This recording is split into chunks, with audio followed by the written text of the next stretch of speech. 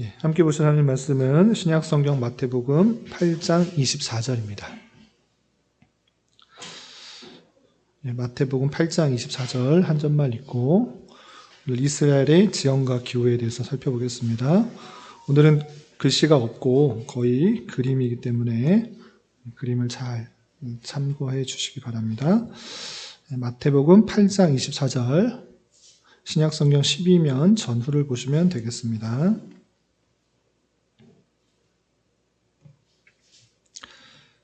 예, 함께 봉독합니다. 바다에 큰 놀이 일어나 배가 물결에 덮이게 되었을 때 예수께서는 주무시는지라.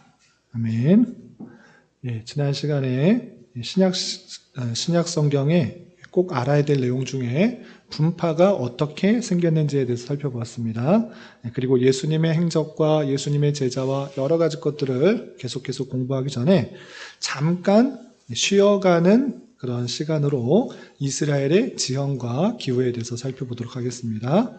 성경에 나오는 오늘 본문에 있어서도 예수님께서 바다에 큰 놀이 일어나 배가 물결에 덮이게 되었다 이렇게 되어 있는데, 우리가 바다라고 했을 때 우리나라 지형에 있어서는 바다라고 하면 정말 태평양으로 이어지는 큰 바다를 생각하는데, 실제 이 사람들이 생각하는 바다는 좀 다른 것입니다. 그러니까 호수, 갈릴리 호수를 바다라고 표현하고 있는 것입니다.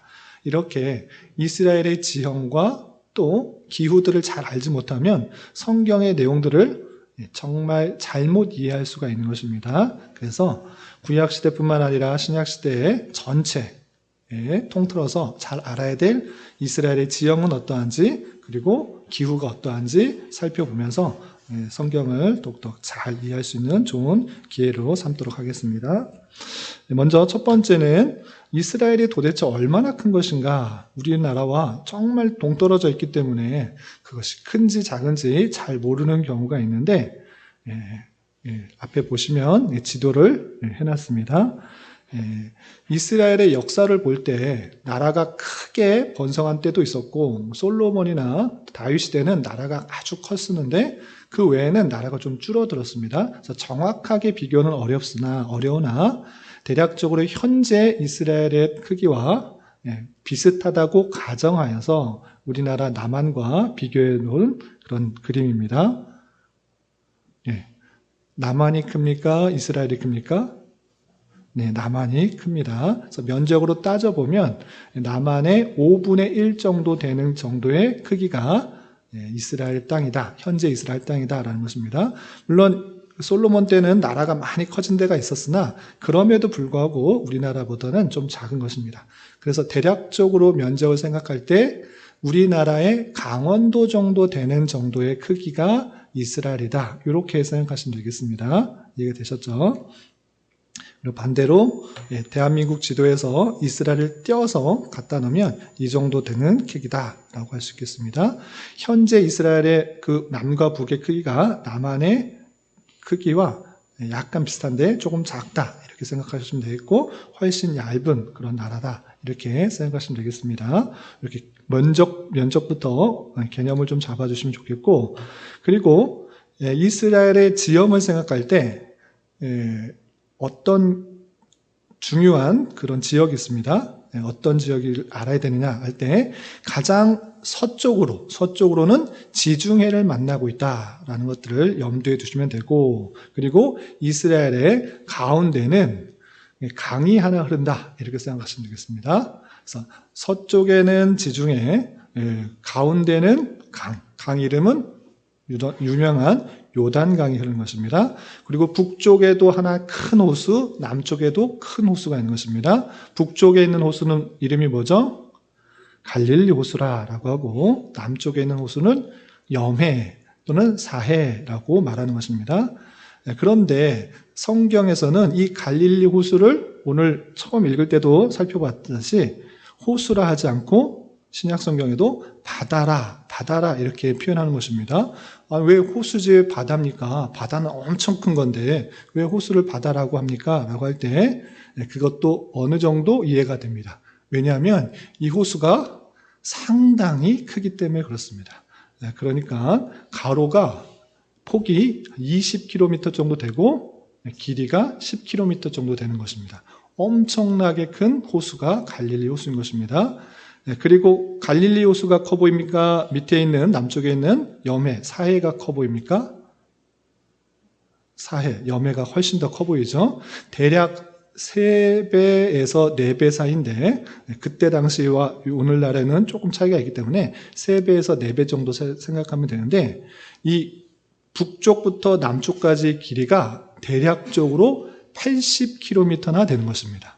엄청나게 크죠? 80km. 이 폭도 17에서 18 정도 킬로미터가 된다라고 하는 것입니다.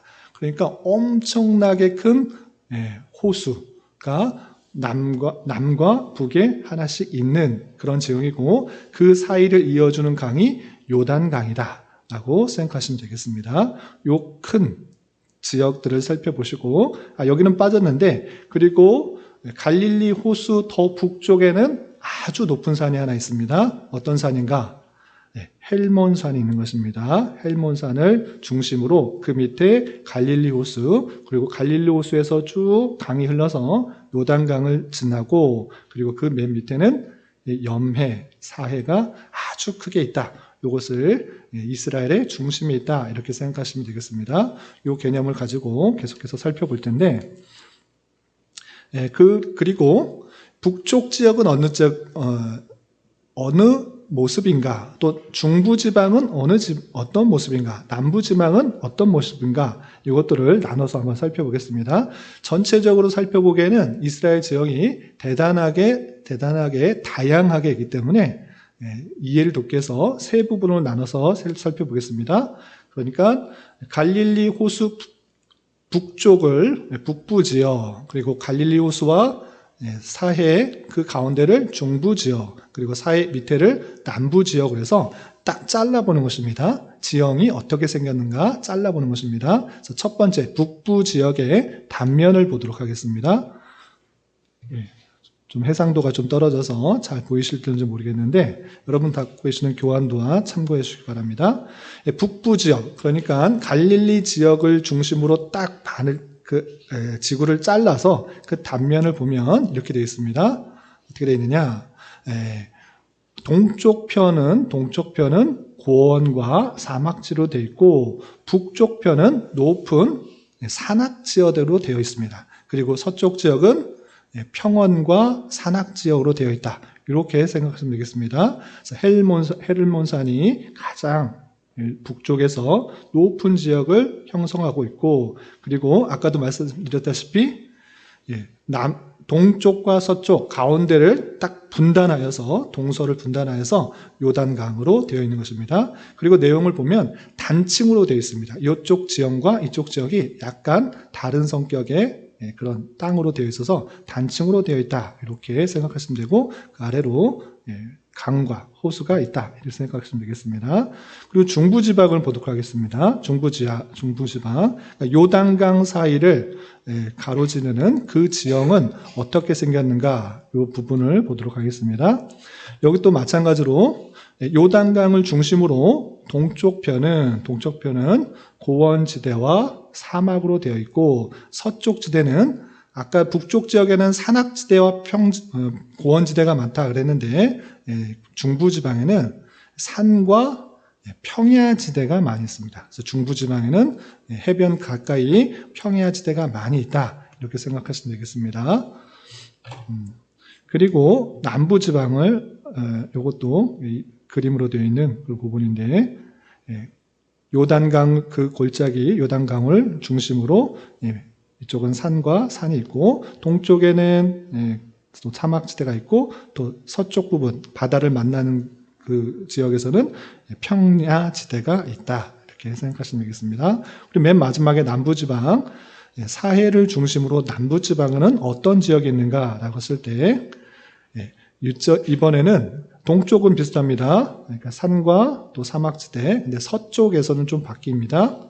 산과 평야지였는데 이제 남부 쪽에는 이제 광야와 사막지대, 네게브라는 그런 사막지대가 펼쳐지게 된 것입니다. 그래서 남부 쪽으로 갈수록 사막이 펼쳐진다라고 생각하시면 되겠습니다. 입체로 되어 있는 부분을 이렇게 참고해 주시기 바랍니다. 그리고 그러면 산악지대들이 요단강을 중심으로 그 주변이 산으로 되어 있다라고 말씀드렸고, 가장 북쪽에 제일 높은 산이 헬몬산이다라고 말씀드렸는데, 그 높이가 대략 어느 정도 되는가라고 할 때, 가장 북쪽에 있는 가장 높은 산 헬몬산 높이가 2,850m 정도 되는 것입니다. 그래서 우리나라의 가장 높은 산은 어떤 산이죠? 백두산. 백두산이 대략 2,700m 되는데 거의 비슷한 산입니다. 그래서 헬몬산도 지금에도 만년설로해서 그 가장 꼭대기에는 눈이 덮여 있는 그런 산이고, 그 북쪽에는 비가 많이 내리고 또 눈이 많이 내리는 그런 모습들인 것입니다. 그리고 우리가 잘 아는 감람산, 또 예루살렘이 있는 그 지역, 또 그리심산, 에발산, 이런 산들은 대략적으로 800에서 900m 정도 되는 그런 산인 것입니다. 그리고 여러분 아까 보셨던 것처럼 갈릴리 호수와 사해가 있는데, 그 갈릴리 호수와 사해는 지중해보다, 그러니까 수면보다 높이 있습니까? 아래 있습니까? 낮게 있습니다. 골짜기가 깊이 파여 있어서 갈릴리 호수뿐만 아니라 요단강 그리고 사해 다 지중해 밑에 해수면 아래에 있는 그런 땅이고 또 강이고 호수다, 이렇게 생각하시면 되겠습니다. 그리고 요것은 그러면 이스라엘은 그런데 우리나라는 어떻습니까? 그래서 제가 우리나라 산들을 비교하려고 붙여놨습니다.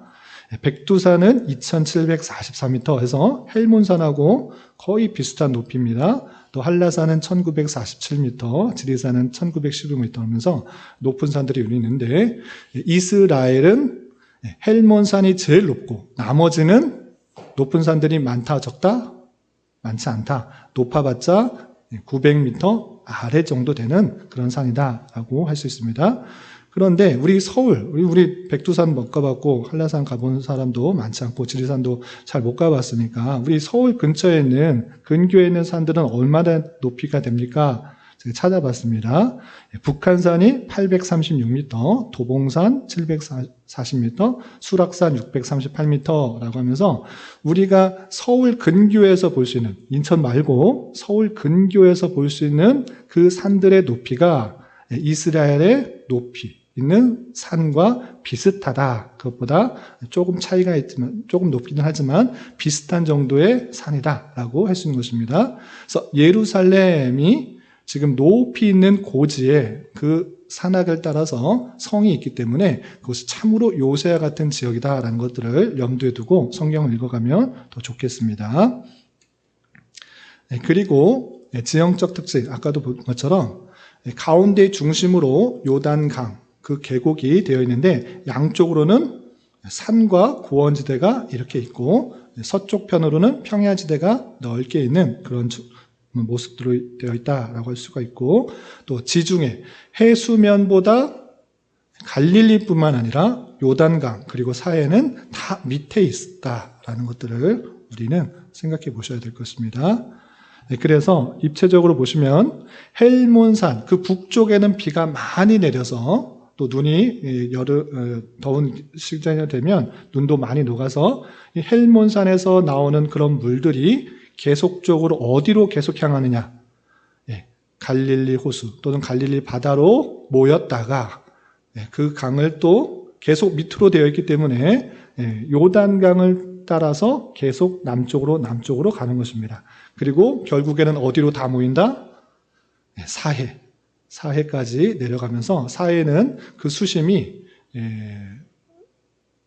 해수면보다 400m 아래에 있을 정도로 아주 깊이 파여 있는 물이어서 모든 물이 다 그쪽으로 가지만 나가는, 바다로 빠지는 것이 없어서 생명체가 살 수가 없는 아주 짠 그런 바다인 것입니다. 그래서 사람이 죽고 싶어도 죽지 못하는, 빠져 죽지 못하는 그런 바다가 사해라고 합니다. 모두 뜨기 때문에. 그리고 얼마나 그 농도가 심한지 사람이 눈을 뜨고 그 사해 바다에 들어가면 눈이 질병이 생겨서 절대 눈을 뜨고 그 바닷물을 닿지 못하도록 그렇게 이른바 죽어있는 그런 염도가 가장 높은 그런 바다로 알려져 있는 것입니다. 그런데 북쪽에 있는 호수, 그 갈릴리 호수는 아주 많은 고기들이 있고 생명체가 많이 자라고 있는 것을 보게 됩니다. 남과 북의 아주 대조적인 모습, 북쪽에 있는 그 갈릴리 호수는 생명체가, 물고기들이 많이 있지만 남쪽에 있는 호수는 아주 크지만 정말 생명체가 살 수 없는 그런 죽음의 바다와 같은 그런 모습이다. 이렇게 생각하시면 되겠습니다. 그리고 이스라엘의 지형들을 좀 특징적으로 나눠보면 아까도 잠깐 말씀드린 것처럼 지중해를 만나는 그런 쪽에는 평야지대를 많이 이루고 있습니다. 그래서 해안 평야 지역들로 되어 있는 그 모습을 보시면 레바논에서부터 시작하여서 이집트에 이르기까지 지중해를 따라 이루고 약 270km 정도 되는 아주 길다란 남과 북으로 되어 있는 해안선을 따라서 평야지대를 이루고 있다. 그래서 이쪽에는 농사를 잘 지을 수 있는 그런 지역으로 되어 있는 것입니다.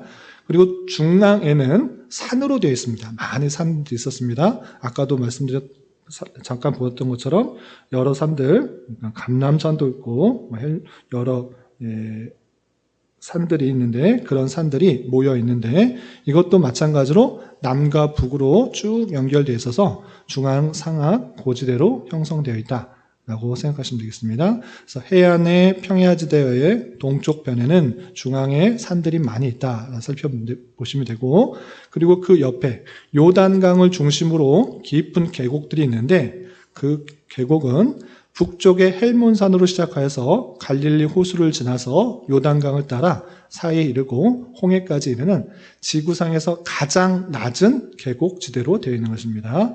그래서 보통은 해수면 위로 그렇게 강들이 흐르다가 결국은 바다로 빠지게 되는데 이스라엘의 그 독특한 지형은 바다로 빠지지 않고 강이 바다로 빠지지 않고 사해라는 큰 웅덩이 거기에 다 모이고 있다. 라고 생각하시면 되겠습니다. 그리고 요단 동쪽편은 트랜스 요르단이라고 표현하는데 요단 동쪽편이라고 하는 것인데 북쪽 헬몬산으로부터 시작해서 남쪽 홍해에 이르는 남북으로 일직선으로 뻗어 있는 고지대, 높은 지대, 그러니까 고산지대로 해가지고 쭉 되어 있다. 이렇게 살펴보시면 되겠습니다. 그리고 남부지방에는 산도 다 없어지고 넓고 평평한 사막과 같은 그런 지역으로 되어 있는 것입니다. 이렇게 이스라엘에는 크게 5가지 평야지대도 있고 또 산악지대도 있고 계곡지역도 있고 고원지대도 있고 또 사막지대도 있다. 이렇게 이해하시면 될 것입니다. 작은 땅이지만 다양한 지형의 모습을 갖고 있는 독특한 그런 나라다라고 생각하시면 되겠습니다. 그리고 이스라엘의 주요 도로는 크게 4가지로 할 수 있습니다. 물론 소도로도 길을 따라서 여러 가지로 길로 갈 수가 있고 길이 나 있지 않더라도 다양한 방법으로 갈 수 있지만 사람들이 주로 다니는 도로는 크게 4개입니다. 첫 번째는 어떤 도로냐? 해안도로인데 말 그대로 해안을 따라서 그 평야를 따라서 쭉 북쪽으로 나가는 남과 북을 쭉 가는 그런 도로인 것입니다. 그래서 우리가 예전에 아수르가 멸망하여서 아수르의 왕이 애굽의 바로 느고와 함께 그 북진을 하면서 쭉 북쪽을 향해서 계속 가는 그런 여정을 살펴봤는데 이때 갔던 도로가 해안 도로인 것입니다. 그래서 이집트에서 지중해 연안을 따라서 북쪽으로 올라오면서 블레셋 평야와 샤론 평야, 이스라엘의 평야를 지나서 하소를 거쳐 다마섹에 이르는 국제 간선 도로로 생각할 수 있는 것입니다. 그래서 헤라를 따라서 다메섹으로 쭉 이어지는 그런 좋은 도로가 있다라고 생각하시면 되고 주로 군대와 또 무역을 하는 사람들이 가장 많이 이용했던 길이다라는 것입니다. 당연히 평지이기 때문에 길이 잘 나 있기 때문에 해안도로를 많이 이용한 것입니다. 두 번째 도로는 어떤 도로냐? 이것은 이스라엘 백성들이 그 땅에 살고 있었기 때문에 그 지역을 이동할 때 큰 도로까지 나갈 이유가 없고 그 중간중간에 가야 될 그 길이기 때문에 산지 길이라고도 불리고 또 족장들, 족장시대 때 다녔던 길이기 때문에 족장의 길이라고 불렸던 것입니다. 그래서 아브라함, 이삭, 야곱 이런 사람들은 큰 무역을 한 사람이 없고 잠깐 그 지역을 그 이웃과 또 가족들을 만나기 위해서 다녔던 그런 길이기 때문에 그 주변 가까운 좀 산악지대이지만 그런 길로 다녔던 것입니다. 이것을 족장의 길이다라고 표현하고 세겜에서 시작하여서 베델을 지나 예루살렘을 통과해서 헤브론까지 우리가 익숙히 들었던 여러 성경 지역들을 쭉 다닐 수 있는 길이 있었다라고 생각하시면 되겠습니다.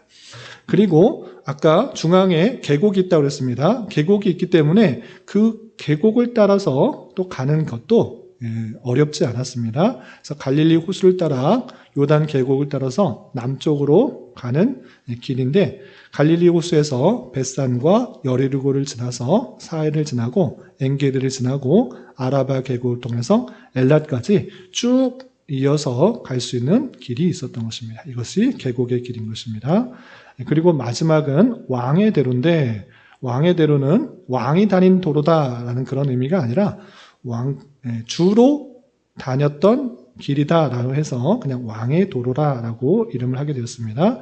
다메섹부터 그 남부지방으로 쭉 이어지는 주요 기점들을 그 고원지대를 통해서 쭉 갈 수 있도록 했는데 주로 무역하는 사람들이 많이 이용해서 아라비아와 아프리카에 교역할 때 이 길도 많이 사용했다 이렇게 생각하시면 되겠습니다. 이렇게 이스라엘은 크게 4가지 큰 도로로 사람들이 다녔다 이렇게 살펴보시면 되겠습니다. 그래서 해변을 다니는 길, 그리고 족장이 다녔던 길, 또 계곡을 따라 다녔던 길, 또 왕의 대로처럼 무역상들이 주로 남과 북을 이룰 때 그 공원지대를 따라서 다녔던 길이 있다. 이렇게 생각하시면 되겠습니다. 그리고 아까도 말씀드린 것처럼 요시야 때 종교개혁도 하고 그 나라의 마지막 부흥을 이끌었었는데 요시야가 갑자기 죽게 된 사건이 있었습니다. 그건 무슨 사건이냐? 다름 아니라 바로 애굽의 바로 느고가 북진을 하면서 바벨론과 전쟁을 가려고 할 때 이 요시야 왕이 갑자기 그 길을 막아서 가지 못하도록 했던 것입니다. 그래서 바로 느고가 난 널 죽일 생각이 없다. 널 칠 생각이 없다. 왜 나왔느냐? 하나님한테 묻지도 않고 왜 나왔냐라고 말했지만 그가 돌이키지 않고 전쟁에 참여했다가 갑작스럽게 죽였던 그런 때가 있었던 것입니다. 그 장소가 무깃도인데 여기가 아주 북쪽으로 올라가는 길과 족장의 길이 만나는 그 갈래길이다. 이렇게 살펴보시면 더 이해가 잘 될 것입니다. 그럼 기후를 보도록 하겠습니다. 이스라엘 기후도 면적은 정말 작은 그런 나라인데 상당히 복잡합니다. 그래서 어떤 기후가 있느냐라고 할 때 열대성 기후가 온대성 기후와 같이 있는 것입니다. 왜냐하면 지중해를 만나고 있기 때문에 또 아라비아 사막의 사이하고 있기 때문에 그런 사막적인 기후와 지중해의 기후와 같이 섞여 있는 그런 기후가 있는 것입니다. 좀 더 자세하게 살펴보면 겨울은 서쪽에서 불러오는 그런 지중해에서 불러오는 그런 바람들 때문에 기후에 영향을 받아서 겨울은 11월부터 3월까지로 온난하고 습한 온대성 기후를 갖고 있는 것입니다. 따뜻하고 또 비도 많이 오고 그래서 좋은 날씨인 것입니다. 그런데 여름에는 아까 남쪽 또 서쪽에서 동쪽에서 불어오는 덥고 건조한 사막의 그런 바람들이 불어와서 대단히 더운 것입니다. 보이시죠? 그리고 이것과 관련하여서 참고적으로 보시면 물론 지금의 날씨이긴 하지만 2000년 전의 날씨와 많은 차이는 없었을 것입니다. 물론 오늘날 조금 더 기온이 상승한 것도 있겠지만 많은 차이가 없습니다. 그렇기 때문에 이스라엘의 12월이라 할지라도 예수님께서 12월에 태어나시지 않았지만 가장 추운 12월이라 할지라도 눈이 내립니까? 내리지 안 내립니까? 내리지 않습니다. 그래서 그냥 성탄절과 관련해서 여러 그림을 보면 예수님께서 눈 덮인 그 마구간에 추위에 떨면서 있는 그 마리아와 요셉 사이에 나신 그 모습들이 나오는데 성경적이지 않습니다. 이스라엘은 겨울에 온난한 것입니다. 10도에서 15도 사이, 그 사이를 지나는 그런 날씨이기 때문에 눈이 내리지 않습니다. 눈은 어디서 볼 수 있느냐? 아까도 말씀드린 것처럼 헬몬산 꼭대기, 그 꼭대기에 올라가야 겨우 볼 수 있는 것이 눈인 것입니다. 그래서 이스라엘은 눈을 이상기후 현상이 있지 않는 한 눈을 쉽게 볼 수 있는 날씨가 아닌 것입니다. 그래서 이스라엘의 겨울도 그냥 온난하고 또 비가 많이 내리는 그런 기후다. 이렇게 생각해야 될 것입니다. 그래서 흔히들 우리나라의 날씨에 비교하여서 예수님께서는 12월 25일에 태어나셨으니까 정말 우리나라처럼 아주 추운 눈이 많이 오는 그럴 때 추위 속에서 태어났다. 이런 것은 성경적이지 않은 것입니다. 말씀드린 것처럼 이것은 왜 그렇게 되느냐라고 할 때 그 지역의 특성상 때문에 그렇습니다. 여름에는 서쪽에서 동쪽과 남쪽에서 바람이 불어오는 그런 때이기 때문에 동풍에 의해서 아주 덥고 또 견디기 힘든 그런 더위와 바람이 불어오고 겨울에는 서쪽에서 바람이 불어오기 때문에 지중해에 온난한 그리고 습한 그런 영향을 받게 받는 것입니다. 그래서 또 지역별로 나누면 북부 쪽은 산악이 많이 있는 곳은 지중해성 기후를 더 띠게 되고 남부는 또 아열대성, 더운 열대성 기후를 갖는 그런 독특한 특징이 있다. 이렇게 살펴보시면 되겠습니다. 그래서 해안지대는 지중해성 기후로서 덥고 습하고 여름에는 32도에서 37도까지 가는 그런 모습이고 고원지대, 아까 중앙 정도 있는 그 고원지대는 건조하고 서늘합니다. 여름도 지내기 쉽고 겨울에도 간간히 조금씩은 비는 내린 것입니다. 그리고 사막지대, 남부 쪽에 사막지대가 있는데 사막지대 여름은 아주 더웠다가 밤에는 기온이 급격히 내려가서 추위를 느낄 정도로 그렇게 내려간다고 합니다. 그리고 겨울에는 대체로 지내기 좋은 그런 기후다. 오히려 이스라엘은 겨울이 더 지내기 쉬운 그런 모습이다. 이렇게 생각하시면 되겠습니다. 그리고 이스라엘의 강우량, 아까도 말씀드린 것처럼 여름 때는 덥고 건조하다 그랬습니다. 사막에서 불어오는 그런 바람들 때문에 그런 건조하고 더운 그런 모습인 것입니다. 당연히 비도 많이 내리지 않습니다. 그러니까 여름에는 비가 내리지 않는 건기이고 겨울 11월, 12월, 1월, 2월, 3월, 4월 이렇게 겨울과 초봄이 될 때 비가 많이 내리는 것입니다. 그래서 우리나라는 여름 때 비가 집중해서 내리고 겨울에는 눈이 내리긴 하지만 많이 내리지 않는 그런 건조한 날씨인데 우리나라와 다른 그런 모습이다. 이렇게 생각하시면 되겠습니다.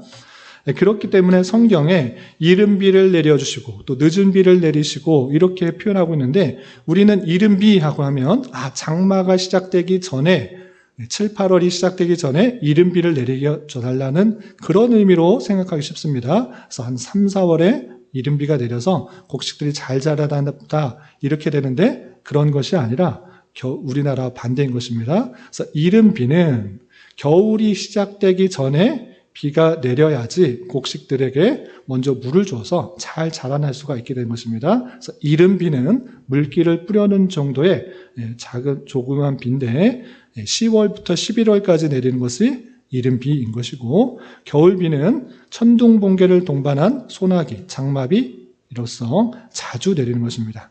그래서 비가 한번 많이 내려면 그 요단강과 그 계곡에 정말 그 계곡을 넘칠 정도로 많이 차기도 하는 그런 모습들도 나타나게 된 것입니다. 그런데 좀 이따 살펴보겠지만 그 지역의 특성상 물이 계속 있는 것이 아니라 금방 다 빠져서 없어지는 그런 모습들이 있는 것입니다.